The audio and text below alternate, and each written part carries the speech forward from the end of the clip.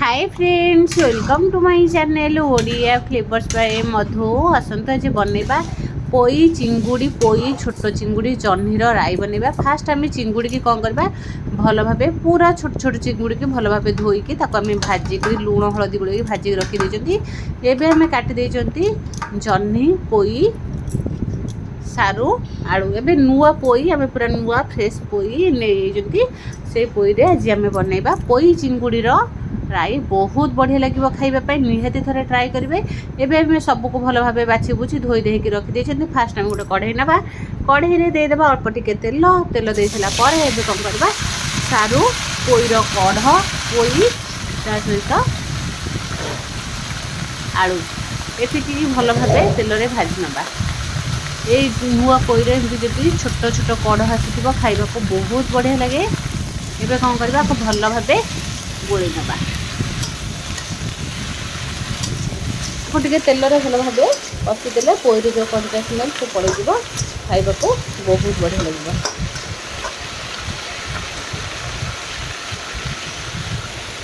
एबे आगो टे भल भाव तेल भाजी सारा पर हल्दी पाउडर गोटे स्पून स्वाद अनुसार लुण पकईकि भल भाव भाजी नबा।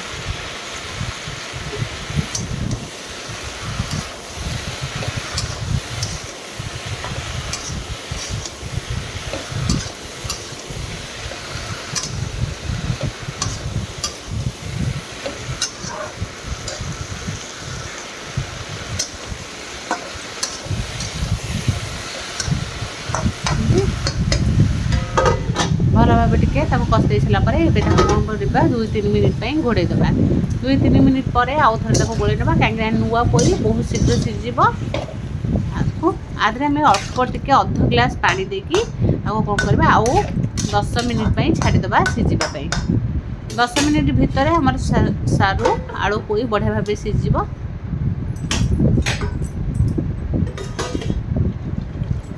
ये देखो आप कौन करेंगे काढ़ी देखा। एबे आलू सारू बढ़िया भाव सीझीगलानी। एबे कौन करवा काटिक रखि पोई पत्र ता सहित आम जह्नी को पछरे पकेबा।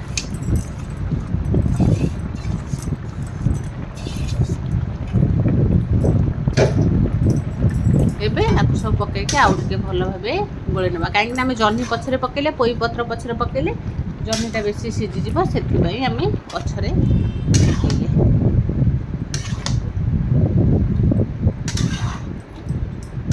एबे आपको भल भाव गोले ना। एबे आउ 5 मिनिट छाड़ीदे सीझापी।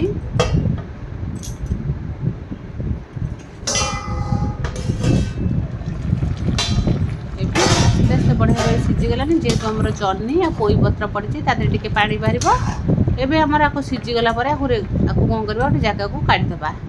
एबे काढ़ी से कढ़ई को भल भाव धोईदे। धोई सारापर सोरिष तेल 2 स्पून देदेबा। तेल गरम होगापर से 5 फुटण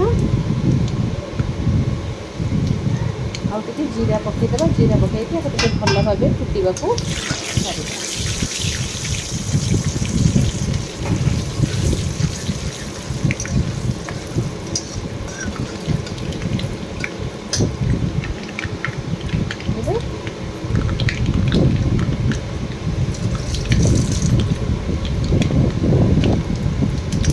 भल भाव नाली पड़गलानी।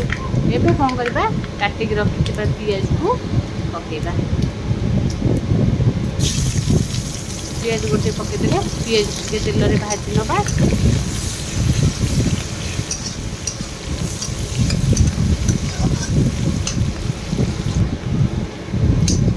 पियाज आम बढ़िया भाव भाजी गला। एबे कौन करवा आधे बाटिक रखि सोरिष रसुण सोरिष रसुण आम बाटी कहीं पियाज आम कटा पकई आउ कौन जिन पकईना। रसुण 2टा रसुण आम नहीं सहित 2 स्पून आम सोरिष नहीं ये दे सारापर एबे कौन करवा रेड चिली पाउडर देदेबा। रेड चिली पाउडर टे देले कलर बहुत बढ़िया आसो आउ राग भी लगे। एबे आम राग लंका गुंड भी गोटे स्पून पकई सहित जीरा पाउडर भी गोटे स्पून पकई पकईकि भल भाव कषा।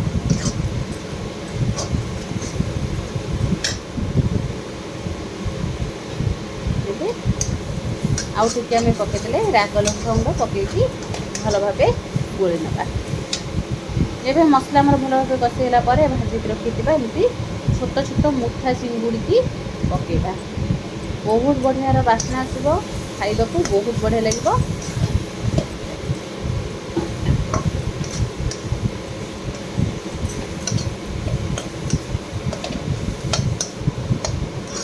ଏବେ ମସଲା ସହିତ ଚିଙ୍ଗୁଡ଼ିକୁ ଭଲ ଭାବେ କଷି ନେବା। କଷିଲା ପରେ ଏବେ କ'ଣ କରିବା, ତା ଦେହରେ ପାଣି ଟିକେ ଦେଇକି ଆଉ ଟିକେ ଗୋଳେଇ ନେବା।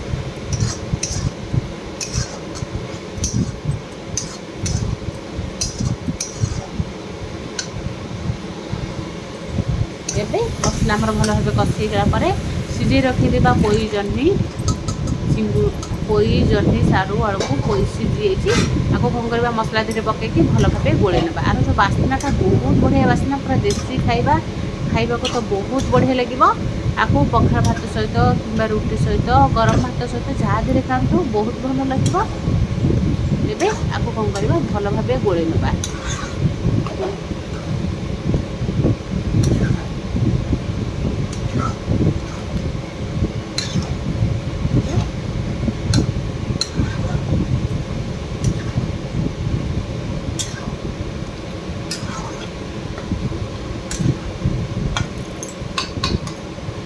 ଏମିତି ଭଲ ଭାବେ କଷିଦେଲେ ଆଉ କ'ଣ କରିବା, ଆଉ ଟିକେ ଘୋଡ଼େଇ ଦେବା। ଦେଖନ୍ତୁ ଘୋଡ଼େଇ ଦେଇ ସାରିଲା ପରେ ଆଉ ବିଲକୁଲ ବି ଆମେ ପାଣି ଦେଇନାହାନ୍ତି, ଯାହା ଆମର ପରିବାରୁ ପାଣି ବାହାରିଛି।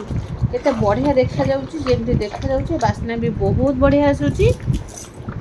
ଏବେ ଆମର ପ୍ରାୟ ତରକାରୀ ହେଇ ଆସିଲାଣି। ଏବେ କ'ଣ କରିବା, କାଟିକି ରଖିଥିବା ଧନିଆ ପତ୍ରକୁ ଟିକେ ପକାଇଦେବା। ଧନିଆ ପତ୍ର ପକାଇକି ଆଉ ଟିକେ ଭଲ ଭାବେ ଗୋଳେଇ ନେବା।